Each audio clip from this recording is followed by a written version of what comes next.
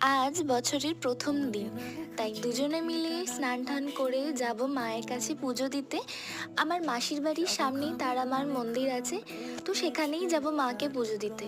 ওর অনেক দিন ধরে ইচ্ছা ছিল মাকে পুজো দেওয়ার, মালা শাড়ি দিয়ে মাকে পুজো দেওয়ার। তো বছরের প্রথম দিনটাই আমরা বেছে নিয়েছিলাম। তো মাকে খুব ভালোভাবে পুজো দিয়ে সেখান থেকে প্রসাদ নিয়ে আমরা সোজা বাড়ি চলে আসি। এটা কি বলছো তুমি? তেঁতুল। গাইজ, কি করে দিয়েছি আমি, এটা কিছু বলবে তুমি? দাঁতের লড়াই কি বললে আমাকে? বলো,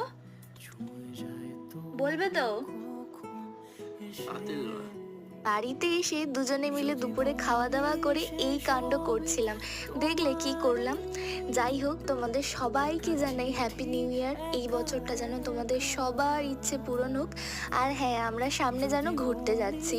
কোথায় যাচ্ছি সেটা এখন বলবো না, তো